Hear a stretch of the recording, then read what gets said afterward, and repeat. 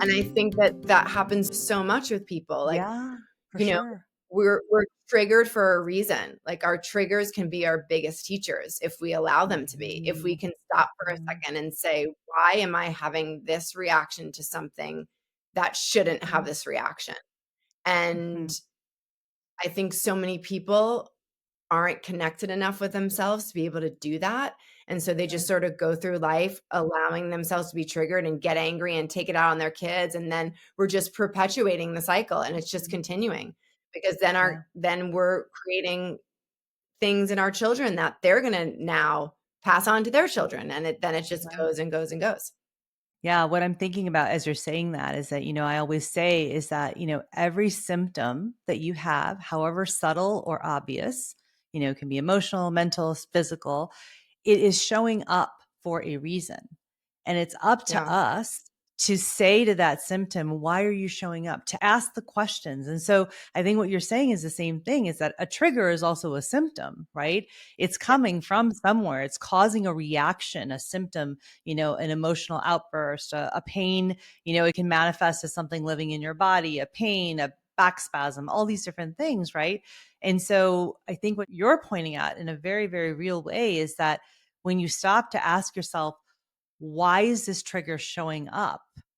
And again, you may not have Yeah, the answer. And I don't want to make it like oversimplified and say, oh yeah, the symptom's going to tell you why it's there. The trigger is going to tell you why it's there. That usually, like you said, it takes years of work. It's, through your psychedelic work that you've been able to unlock some of those things. But I do think that mhm, the first step is asking the question, right? completely. Stopping and asking Being that curious. question. Yeah, Yeah, being curious about it, yeah. So when did that yeah. sort of start to happen for you, like being curious about the triggers? Because, you started as a stunt woman. We were talking about that and how that was probably a really effective subconscious way to numb the feelings, to numb the Yes. triggers maybe that you were having, before you got on set. How did you like move from that to, getting to the place where you started asking the questions of the triggers? I think that the final piece of all of this for me was the need to walk away from my family because I was trying so hard to heal around all of the people that made me sick. And it's just impossible. And, it doesn't mean that it will be forever. But I think that if you're really wanting to do the work, there can be this sort of really difficult balance when you're trying to heal and your family's on a different journey and on a different Mhm. path. And so for me, I, always wanted everyone to heal and to do all the things. And Right.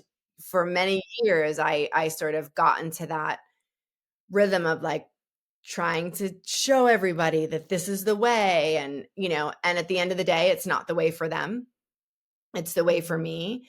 And I think the space that I was able to create by walking away, as painful as it was the space that I needed to find myself. Mhm. Yeah, it makes sense.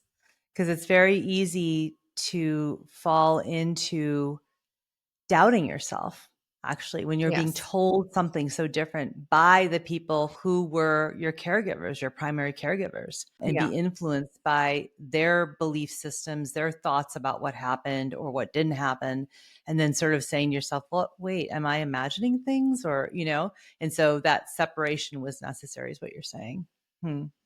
Yeah, Yeah. because it I, can pull you back. It can definitely it can pull you back. You can do all this work and then, you're trying, for me, like trying to explain to my parents or trying to get them to understand and, right.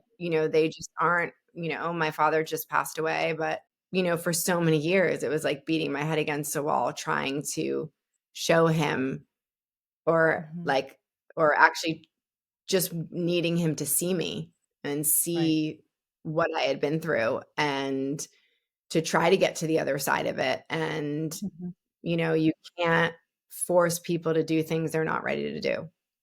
Yeah. And so, how do you think that, storytelling through your memoir has sort of, helped you rewrite your story maybe and reclaim your identity and yourself and sort of, stop the intergenerational trauma being passed down another generation to your daughter. Because Yeah. intergenerational trauma or any kind of abuse or trauma is often all about silencing the victim, right? And then Mhm. you have the opposite to that, which, if we think about narrative medicine, which is there's a whole field of this, of the idea of sharing our stories, storytelling as being a very healing um, Mhm. medicine, really. That storytelling is medicine. How do you think Yeah. that, writing this has been that medicine that you needed? Because everything starts with the truth. Everything. Mhm, And being able to put that on paper for me, my truth mhm, finally, in my mhm. way, on my terms, was extremely powerful. And also because I had a ghostwriter who was incredible. She's sending me chapters, we're going back and forth, we're editing Sure. together, and reading your story on paper as it's being perceived from somebody else is actually a really powerful thing. And just having the people around me now, the doctors around me that can validate my experience for what it was, Mhm, and realizing that trying to force my family to validate my experience was never going to happen. And matter of fact, I didn't need validation from them. It was right. always inside me. Um, and yes, I've been so lucky with all of the doctors I've come into contact with since I wrote my book, and they have taught me Mhm, so much, and I'm so grateful for that. And um, yeah, I think that